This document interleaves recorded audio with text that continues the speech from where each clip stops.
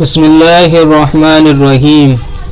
سیرت النبی صلی اللہ علیہ وسلم 7واں باب، یہ غالب آئے گا۔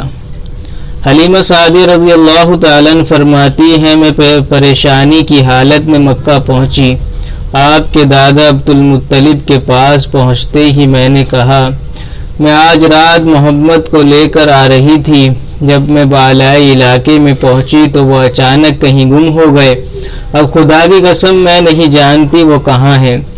عبد المطلب یہ سن کر فوراً کعبے کے پاس کھڑے ہو گئے۔ انہوں نے آپ کے مل جانے کے لیے دعا کی، پھر آپ کی تلاش میں روانہ ہوئے۔ ان کے ساتھ ورقہ بن نوفل بھی تھے۔ غرض دونوں تلاش کرتے کرتے تہامہ کی وادی میں پہنچے۔ ایک درخت کے نیچے انہیں ایک لڑکا کھڑا نظر آیا۔ اس درخت کی شاخیں بہت گھنی تھیں۔ عبد المطلب نے پوچھا، لڑکے تم کون ہو؟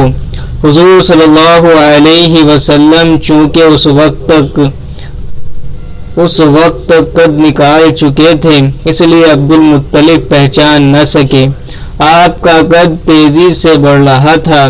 جواب میں آپ نے فرمایا، میں محمد بن عبداللہ بن عبد المطلب ہوں۔ یہ سن کر عبد المطلب بولے، تم پر میری جان قربان، میں ہی تمہارا دادا عبد المطلب ہوں۔ پھر انہوں نے آپ صلی اللہ علیہ وسلم کو اٹھا کر سینے سے لگایا اور رونے لگے۔ آپ کو گھوڑے پر اپنے آگے بٹھایا اور مکہ کی طرف چلے۔ گھر آ کر انہوں نے بکریاں اور گائیں ذبح کی اور مکہ والوں کی دعوت کی۔ آپ کے مل جانے کے بعد حضرت حلیمہ سعدیہ حضرت آمنہ کے پاس آئیں تو انہوں نے پوچھا، حلیمہ اب آپ بچے کو کیوں لے آئیں؟ آپ کی تو خواہش تھی کہ یہ ابھی آپ کے پاس اور رہے۔ انہوں نے جواب دیا، یہ اب بڑے ہو گئے ہیں اور اللہ کی قسم میں اپنی ذمہ داری پوری کر چکی ہوں۔ میں خوف محسوس کرتی رہتی ہوں کہیں انہیں کوئی حادثہ نہ پیش آ جائے، لہٰذا انہیں آپ کے سپرد کرتی ہوں۔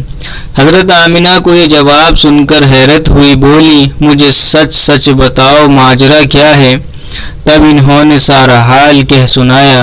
حلیمہ سعدیہ نے دراصل کئی عجیب و غریب واقعات دیکھے تھے۔ ان واقعات کی وجہ سے وہ بہت پریشان ہو گئی تھیں۔ پھر سینہ مبارک چاک کنی جانے والا واقعہ پیش آیا تو وہ آپ کو فوری طور پر واپس کرنے پر مجبور ہوئیں۔ وہ چند واقعات حضرت حلیمہ رضی اللہ تعالی عنہا اس طرح بیان کرتی ہیں، ایک مرتبہ یہودیوں کی ایک جماعت میرے پاس سے گزری۔ یہ لوگ آسمانی کتاب تورات کو ماننے کا دعویٰ کرتے تھے۔ میں نے ان سے کہا کہ آپ لوگ میرے اس بیٹے کے بارے میں کچھ بتا سکتے ہیں۔ ساتھ ہی میں نے حضور اکرم صلی اللہ علیہ وسلم کی پیدائش کے بارے میں انہیں تفصیلات سنائیں۔ یہودی تفصیلات سن کر آپس میں کہنے لگے، اس بچے کو قتل کر دینا چاہیے۔ یہ کہہ کر انہوں نے پوچھا، کیا یہ بچہ یتیم ہے؟ میں نے ان کی بات سن لی تھی کہ وہ ان کے قتل کا ارادہ کر رہے ہیں، سو میں نے جلدی سے اپنے شوہر کی طرف اشارہ کرتے ہوئے کہا، نہیں، یہ رہے اس بچے کے باپ۔ تب انہوں نے کہا، اگر یہ بچہ یتیم ہوتا تو ہم ضرور اسے قتل کر دیتے۔ یہ بات انہوں نے اس لیے کہی کہ انہوں نے پرانی کتابوں میں پڑھ رکھا تھا کہ ایک آخری نبی آنے والے ہیں، ان کا دین سارے عالم میں پھیل جائے گا، ہر طرف ان کا بول بالا ہوگا، ان کی پیدائش اور بچپن کی یہ علامات ہوں گی اور یہ کہ وہ یتیم ہوں گے۔ اب چونکہ ان سے حلیمہ سعدیہ نے یہ کہہ دیا کہ یہ بچہ یتیم نہیں ہے تو انہوں نے خیال کر لیا کہ یہ وہ بچہ نہیں ہے، تو اس طرح انہوں نے بچے کو قتل کرنے کا ارادہ ترک کر دیا۔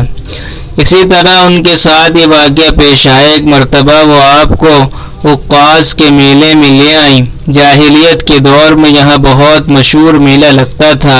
یہ میلہ طائف اور نخلا کے درمیان میں لگتا تھا۔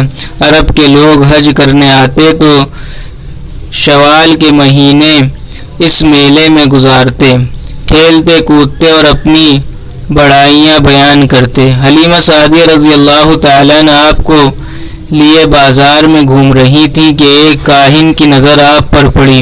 اسے آپ میں نبوت کی تمام علامات نظر آ گئیں۔ اس نے پکار کر کہا، لوگو اس بچے کو مار ڈالو۔ حلیمہ اس کاہن کی بات سن کر گھبرا گئیں اور جلدی سے وہاں سے سرک گئیں۔ اس طرح اللہ تعالیٰ نے حضور صلی اللہ علیہ وسلم کی حفاظت فرمائی۔ میلے میں موجود لوگوں نے کاہن کی آواز سن کر ادھر ادھر دیکھا کہ کس بچے کو قتل کرنے کے لیے کہا گیا ہے، مگر انہیں وہاں کوئی بچہ نظر نہیں آیا۔ اب لوگوں نے کاہن سے پوچھا، کیا بات ہے؟ آپ کس بچے کو مار ڈالنے کے لیے کہہ رہے ہیں؟ اس نے ان لوگوں کو بتایا، میں نے ابھی ایک لڑکے کو دیکھا ہے، معبودوں کی قسم وہ تمہارے دین کے ماننے والوں کو قتل کرے گا، تمہارے بتوں کو توڑے گا اور وہ تم سب پر غالب آئے گا۔ یہ سن کر لوگ آپ کی تلاش میں ادھر ادھر دوڑے لیکن ناکام رہے۔ حلیمہ سعدیہ آپ صلی اللہ علیہ وسلم کو لیے واپس آ رہی تھی کہ ذی الحجاز سے ان کا گزر ہوا۔ یہاں بھی میلہ لگا ہوا تھا۔ اس بازار میں ایک نجومی تھا، لوگ اس کے پاس اپنے بچوں کو لے کر آتے تھے۔ وہ بچوں کو دیکھ کر ان کی قسمت کے بارے میں اندازہ لگاتا تھا۔ حلیمہ سعدیہ رضی اللہ عنہ کے نزدیک سے گزری تو نجومی کی نظر حضور اکرم صلی اللہ علیہ وسلم پر پڑی۔ نجومی کو آپ صلی اللہ علیہ وسلم کی مہر نبوت نظر آ گئی، ساتھ ہی آپ صلی اللہ علیہ وسلم کی آنکھوں کی خاص سرخی اس نے دیکھ لی۔ وہ چلا اٹھائے، عرب کے لوگوں، اس لڑکے کو قتل کر دو، یقیناً تمہارے دین کے ماننے والوں کو قتل کرے گا، تمہارے بتوں کو توڑے گا اور تم پر غالب آئے گا۔ یہ کہتے ہوئے وہ آپ کی طرف جھپٹا، لیکن اس وقت وہ پاگل ہو گیا اور اس پاگل پن میں مر گیا۔ ایک اور واقعہ سیرت ابن ہشام میں ہے کہ حبشہ کے عیسائیوں کی ایک جماعت حضور اکرم صلی اللہ علیہ وسلم کے پاس سے گزری۔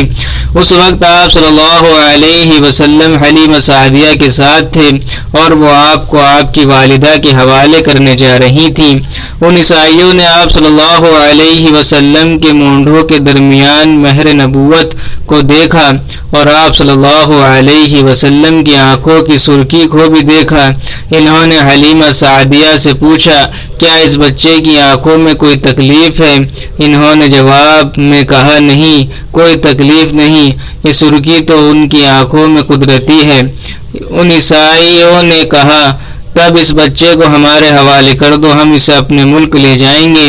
یہ بچہ پیغمبر اور بڑی شان والا ہے، ہم اس کے بارے میں سب کچھ جانتے ہیں۔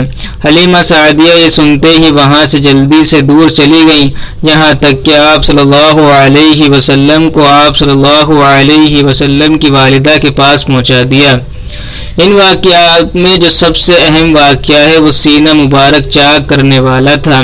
روایت سے یہ بات ثابت ہے کہ آپ صلی اللہ علیہ وسلم کے سینے مبارک پر سلائی کے نشانات موجود تھے، جیسا کہ آج کل ڈاکٹر حضرات آپریشن کے بعد ٹانکے لگاتے ہیں۔